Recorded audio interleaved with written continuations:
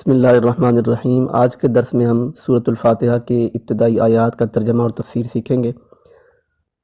اس سورت کا نام فاتحہ ہے اور فاتحہ کا مطلب ہوتا ہے ابتدا کرنے والی، کھولنے والی۔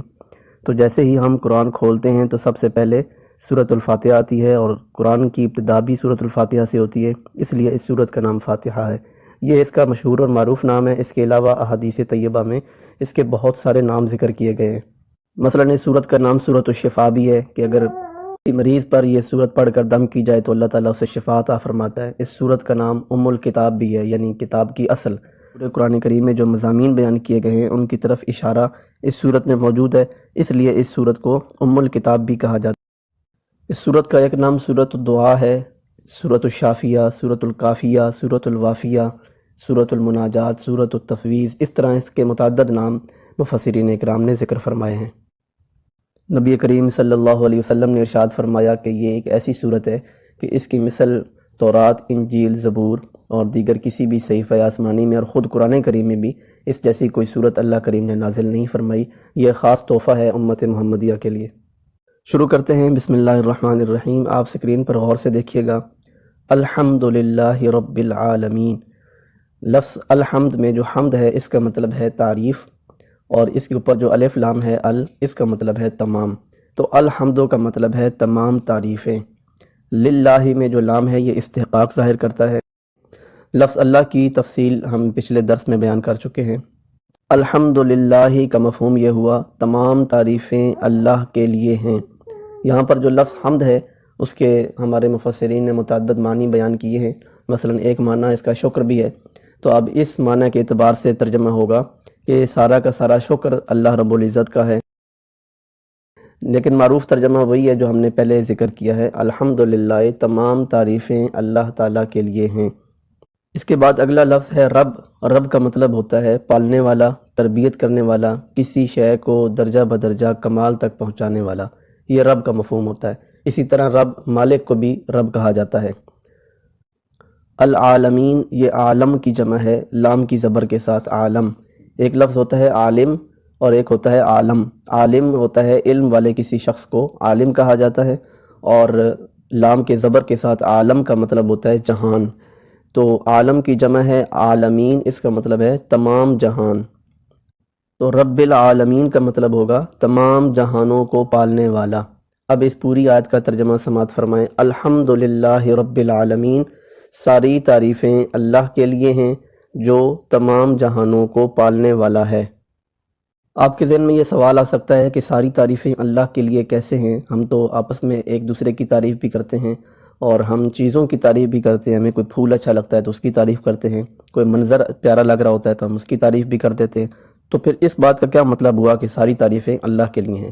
تو اس کا جواب مفسرین اکرام نے یہ دیا ہے کہ اللہ خالق ہے اور باقی تمام چیزیں مخلوق ہیں۔ تو خالق نے یہ مخلوق پیدا کی ہے، کسی بھی مخلوق کے اندر کوئی بھی ذاتی خوبی، ذاتی کمال اور ذاتی وصف موجود نہیں ہے۔ تمام کے تمام خوبیاں، تمام کے تمام اوصاف یہ سب اللہ کی طرف سے عطا کردہ ہیں۔ لہٰذا اگر آپ کسی بھی مخلوق کی تعریف کر رہے ہوں گے تو در حقیقت اس چیز کو بنانے والے خالق کی تعریف کی جا رہی ہوگی۔ آپ کسی پھول کی تعریف کریں تو پھول میں خوشبو ڈالنے والا، پھول کو خوبصورتی عطا کرنے والا اللہ ہے، تو در حقیقت آپ نے اللہ کی تعریف کی ہے۔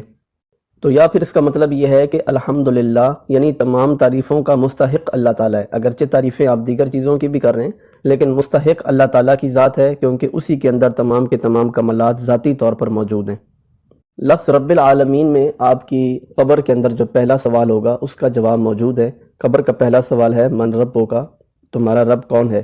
تو سورۃ الفاتحہ کی جو پہلی آیت ہے اس کے اندر اس کا جواب موجود ہے، الحمدللہ رب العالمین، ساری تعریفیں اللہ کے لیے ہیں جو رب ہے تمام جہانوں کا۔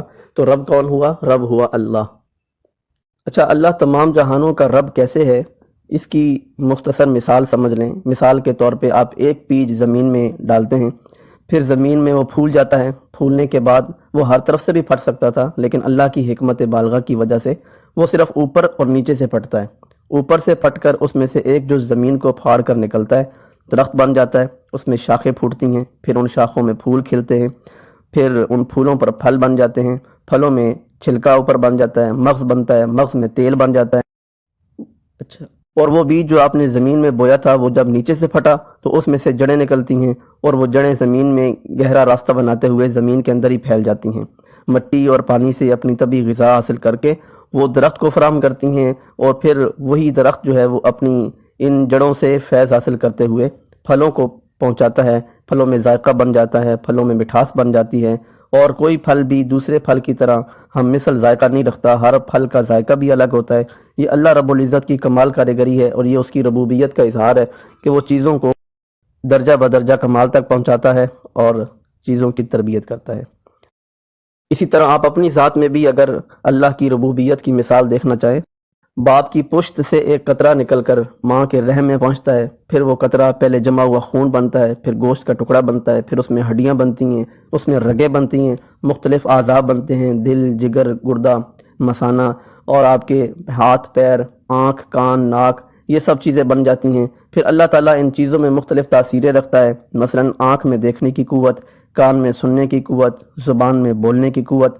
تو پاک ہے وہ ذات جس نے ہڈی میں سماعت رکھ دی، چربی میں بصارت رکھ دی، اور گوشت کے ایک ٹکڑے میں قوت گویائی رکھ دی۔ پھر اس کی ربوبیت کا اظہار ہوتا ہے جب آپ دنیا میں آتے ہیں، ماں باپ کے دل میں اللہ تعالیٰ ایسا جذبہ رکھتا ہے کہ وہ اپنا سکھ، اپنا آرام چھوڑ کر بچے کی پرورش پر توجہ دیتے ہیں۔ ماں کے سینے میں اللہ دودھ اتارتا ہے، باپ کے دل میں شفقت رکھتا ہے، یوں تدریجاً آپ کو پالتا ہے، تربیت کرتا ہے، بڑھاتا رہتا ہے۔ جب بندہ اپنی نشو و نما کے کمال کو پہنچ کر بالغ ہو جاتا ہے، اس کا شعور پختہ ہو جاتا ہے، عقل کامل ہو جاتی ہے، تب اسے حکم ہوتا ہے کہ آپ پڑھو الحمدللہ رب العالمین، ساری تعریفیں اس اللہ کے لیے ہیں جو تمام جہانوں کو پالنے والا ہے، جس طرح اس نے مجھے بھی پالا ہے۔ اگلی آیت ہے الرحمن الرحیم، اس کی تفصیل ہم پچھلے درس میں بیان کر چکے ہیں۔ تو بارک اللہ لنا ولکم فی القرآن العظیم۔